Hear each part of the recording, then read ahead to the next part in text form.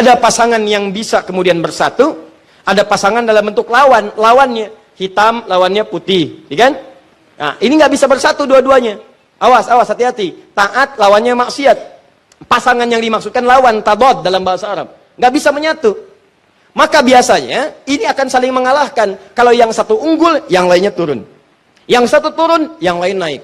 Demikian kalau orang sudah terbiasa menjauhi maksiatnya ditekan, maka taatnya akan naik. Kalau nggak percaya silahkan. Kalau orang sudah terbiasa menghindari kosakata yang kotor, maka di lisannya akan keluar yang baik-baik saja. Kalau dia terbiasa kemudian melihat yang baik-baik, maka maksiatnya yang buruk-buruk tidak akan pernah dilihat. Sebaliknya, maaf, kalau terbiasa melihat yang haram, maka kepada yang halal itu akan nggak suka. Saya sering katakan, kalau suami-suami sudah senang melihat wajah-wajah yang bukan mahramnya, pasti ada rasa ketidaksukaan pada istrinya. Ketika seorang suami sudah tidak senang memandang istrinya yang halal, itu berarti matanya sering dipakai melihat yang haram. Sama persis ketika istri sudah tidak senang memandang yang halal dari suaminya, maka seringkali dia melihat wajah-wajah yang diharamkan kepadanya. Coba cek berapa banyak Anda menggali status di media sosial. Silahkan cek berapa banyak wajah-wajah yang seharusnya dilihat Anda lihat dan seterusnya. Ini gambarannya. Anda tinggalkan ini, ya di bulan-bulan ini pahala dapatkan, maka konsekuensinya taatnya pasti akan bertambah. Ini rumus ya. Jadi mustahil ada orang meninggalkan maksiat taatnya tidak naik, itu mustahil. Mustahil. Jadi di bulan Rajab ini, yang harus Anda kerjakan, tingkatkan ketaatan, jauhi maksiat. Cara paling cepat, tinggalkan maksiat, maka ini akan naik. Nah, ada satu rumus, yang saat ibadah ini dikerjakan, rumusnya dilakukan, maka dua-duanya ini akan segera otomatis terjadi. Saya ulang, ada satu rumus, satu jenis ibadah, yang kalau Anda kerjakan ini, maka secara otomatis semua jenis maksiat akan ditinggalkan, dan semua jenis ketaatan akan dikerjakan. Ibadah itu namanya puasa. Cuma puasa yang saat dikerjakan pada saat yang bersamaan, maaf, orang yang puasa saat mengerjakan puasa itu pada saat yang bersamaan sudah pasti akan meningkat nilai ketaatan dan amal ibadahnya. Silahkan kalau tidak percaya. Anda tidak puasa belum tentu bisa memberi. Silahkan cek. Ada yang di depan mata minta pak, belum tentu diberi. Tapi saat puasa, jangankan yang kelihatan mata, yang tak nampak di data. Berapa yatimnya, berapa du'afanya. Silahkan cek saat Ramadan. Bukankah Anda mendata berapa yatim, berapa fakir, berapa miskin. Anda kalau tidak sedang puasa, belum tentu baca Al-Quran. Tapi saat puasa, itu bisa buka dalam setiap kesempatan. Buka Al-Quran, baca. Anda kalau tidak sedang puasa, jangankan sholat sunnah, sholat fardu terlambat biasa. Tapi kalau sedang puasa, jangankan yang fardu, yang sunnah Anda kerjakan. Jadi puasa itu pada saat yang bersamaan ketika dikerjakan pasti bisa meningkatkan amal soleh. Saat bersamaan orang puasa pasti meninggalkan maksiat. Nggak ada orang puasa sengaja mengerjakan maksiat, nggak ada. Dan dia akan jaga. Silahkan cek. Lisan mau berdusta dipancing-pancing, nggak mau. Ya lihat. Mau marah ditahan. Kenapa? Takut batal puasanya. Itu latihannya. Maghrib jam berapa sekarang? 18, 17, 18, 18, 20 ya. Kita ambillah pertengahan 18. Jam 6 lewat 18. Maghrib jam 18. Ada orang mencela Anda habis-habisan jam 18 lewat 15. Tinggal 3 menit lagi maghrib. Anda diprovokasi. Dasar begini dihina habis-habisan Anda. Dihina habis-habisan. Tapi Anda nggak membalas. Padahal biasanya temperamen. Ditanya kenapa nggak balas? Nanti habis buka. Habis buka. Takut batal puasa. Itu makanya cara terbaik berevaluasi diri itu saat puasa. Puasa, tahan maksiat, kerjakan semua nilai ketaatan-ketaatan. Makanya disebutkan di hadis Muslim, nomor hadis 1960, riwayat Sayyidah Aisyah, dikuatkan oleh keterangan Ibnu Abbas radhiyallahu taala anhuma, Nabi itu teman-teman sekalian, ya sering meningkatkan puasa di bulan-bulan hurum, Ya, bulan hurum termasuk bulan Rajab. Ya kata Sayyidah Aisyah, termasuk juga kemudian Ibnu Abbas radhiyallahu taala anhuma, saya kadang melihat Nabi sallallahu alaihi wasallam sering puasa, seakan-akan nggak buka, tapi juga sering melihat beliau buka, seakan-akan nggak puasa. Ya, maksudnya apa? Maksudnya kalau Anda ingin kemudian meningkatkan puasa di bulan-bulan hurum seperti bulan Al-Muharram, bulan Dzulqa'dah, bulan Dzulhijjah, bulan Rajab, itu silahkan boleh-boleh saja. Walaupun tidak ada kekhususan mengkhususkan puasa di satu bulan saja, tidak. Ya, tapi kalau Anda ingin tingkatkan puasa, silahkan. Ini dalilnya yang sahih. Apa dalil sahihnya? Tadi saya bacakan. Ya, pertama isyarat ayat Qur'annya menyebutkan demikian. Yang kedua untuk puasanya hadis Muslim nomor hadis 1960. Kalau Anda ingin menunaikan puasa di bulan Rajab dengan mengikuti Nabi, isyaratnya untuk menghidupkan evaluasi diri, terkhusus di bulan-bulan haram yang 4 tadi, maka itu tidak ada masalah, silahkan. Sunnah, boleh.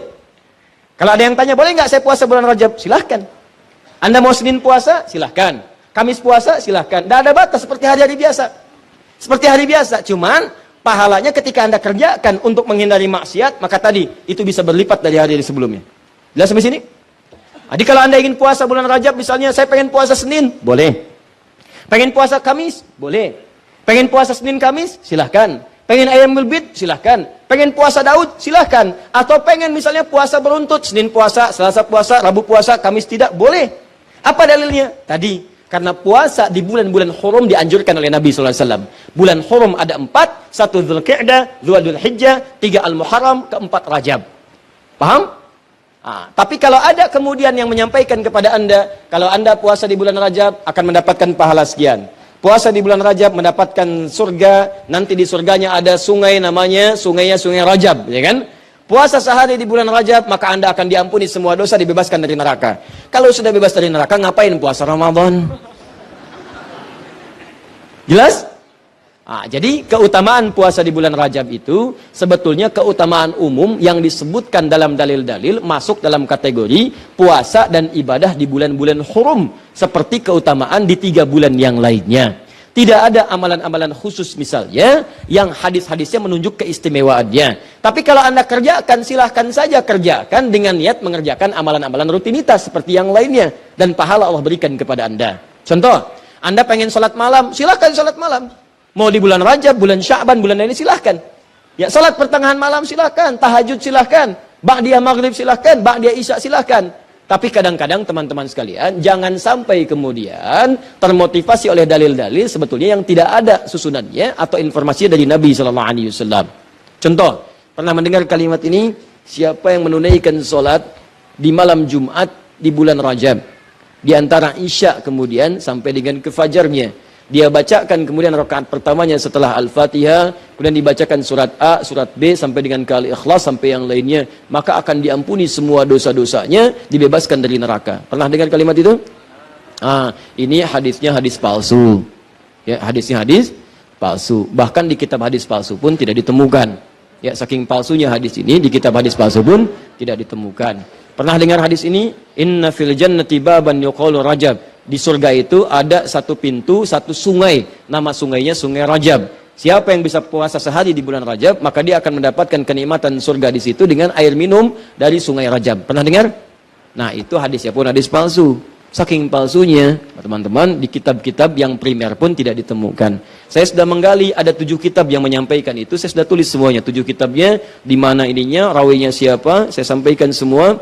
Ini ada At-Tashi Ashar al-Masyhur Baghdadiyah, pengarangnya Abu Tahir As-Salafi, Fadailu Syahr Rajab Al-Hasan ibn Muhammad Al-Khilal, Fadl Rajab Abdul Qasim ibn Asakir, Al-Amali Al-Khamisiyah karangan Yahya bin Al-Husain Al-Syajari, Al-Jurjani, Syu'abul Iman karangan Al-Baihaqi, At-Tadwin fi Akhbari Qazwain karangan Abdul Karim Ar-Rafi'i, Fadailul Awqat karangan Al-Baihaqi. Semuanya dicantumkan untuk menginformasikan pada kita hadisnya maudhu, palsu, paling minimal dhaif. Jadi dituliskan itu untuk kasih informasi, ini hadisnya dhaif ya. Ya, hadisnya palsu, jangan dipakai sebagai rujukan. Bukan dituliskan untuk menginformasikan pada kita itu amalan, jelas. Tapi kalau Anda misalnya pengen bangun malam, silahkan. Cuma jangan merujuk kepada informasi tadi. Jadi kita bersikap adil di tengah-tengah. Awas, hati-hati. Hadis ini ditampilkan bukan untuk mencela orang. Jadi jangan sampai Anda melihat ada orang misalnya puasa di bulan Rajab, Anda katakan, oh ya hadis palsu. Bukan. Karena dia bisa menggunakan yang sahih. Jelas. Anda sendiri nggak puasa, malah mencela orang. Jadi kalau pengen puasa silahkan, tapi gunakan sandaran yang sahih hadisnya. Jelas? Kalau malam pengen sholat, boleh nggak? Boleh. Silahkan tunaikan sholat, tapi jangan jadikan hadis palsu sebagai sandaran. Paham? Ustadz, kenapa hadis-hadis itu muncul? Pada asalnya niatnya baik, cuma dilakukan dengan cara yang salah. Apa niat baik itu? Ada sebagian orang melihat keutamaan banyak di bulan Rajab, tapi orang banyak meninggalkannya. Akhirnya dibuatlah anjuran-anjuran untuk mengerjakan itu semua. Cuma dituliskan dengan cara yang salah. Begitu disampaikan dengan cara yang salah, jadilah kemudian acuannya keliru. Itulah asal munculnya orang banyak mengerjakan amalan mengacu pada dasar-dasar yang kurang sempurna. Paham sampai sini? Jadi kalau saya tanya, boleh nggak puasa di bulan Rajab? Boleh. Boleh nggak sholat malam di bulan Rajab? Boleh nggak sedekah di bulan Rajab? Boleh nggak mengkhususkan saya puasa sehari di bulan Rajab dapat surga? Boleh? Itu yang dalilnya bermasalah. Paham sampai sini? Jadi itulah asal muasalnya, runtutan ayatnya sudah ada jelas, hadisnya sudah ada, yang palsu sudah ada, yang sahih juga ada, yang sahih dijadikan acuan, yang kemudian dhaif atau palsu kita tinggalkan. Sepakat sampai sini?